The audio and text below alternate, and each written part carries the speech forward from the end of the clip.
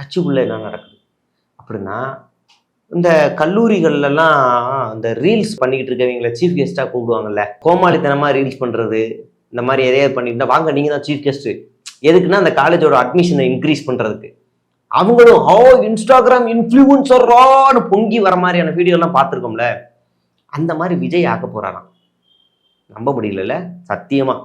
JPR பல்கலைக்கழகம் ஒரு 5 நாள் லீவ் விட்டுருக்காங்க. நான் ஏற்கனவே ரிவீல் பண்ணியிருக்கேன். லீவ் விட்டு அந்த பசங்க எல்லாருக்கும் மாநாடுன்னு சொல்லி அனுப்பி விட்டாங்க. மாநாடுன்னு சொல்லி 5 நாள் நீங்க காலேஜ் பக்கம் வரக்கூடாது, ஸ்டாஃப் முதற்கொண்டு எல்லாரையும் அனுப்பிச்சு விட்டாங்க. நான் இது ஒரு 5 நாள் முன்னாடி ரிவீல் பண்ணிட்டேன். காலேஜும் லீவ் விட்டாங்க எல்லாருக்கும். ஸ்கூலு ஸ்டாஃப் யாரும் வரக்கூடாது, இங்க வந்து ஒரு கட்சியோட மீட்டிங் நடக்குது அப்படின்னு அறிவிச்சிட்டாங்க. கட்சியோட மீட்டிங்னா அஃபீஷியலா தெரிஞ்சிடும். அந்த கட்சி அந்த காலேஜோட ஓனரே டிவிகேல இருக்காரு.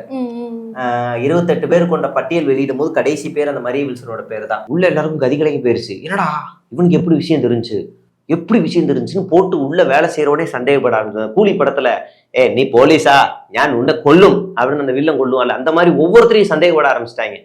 அப்படி பண்ணிக்கிட்டு இருக்கும் போது இந்த பக்கம் இந்த ஜேபிஆர் குடும்பம் வந்து டிவோர்ஸ் ஆயிருச்சு. அந்த மரிய வில்சன் அவர் தனியா ஒரு செட்டில்மெண்ட் வாங்கிட்டு மாமனார் பேர்லயே ஸ்ரீபெரும்புத்தூர்ல ஒரு காலேஜ் வச்சு நடத்திக்கிருக்காரு. விஜய் கட்சியில சேர்ந்து அந்த 28 பேர் கொண்ட பெயர் பட்டியல், மாநில நிர்வாகிகள் பட்டியல் பெயர்ல அதுல இவர் காசு கொடுத்து லாபி பண்ணி வாங்கிட்டார். அந்த பேரை வாங்கிட்டார். இப்ப செயல்பட்டுக்கிட்டு இருக்காப்புல.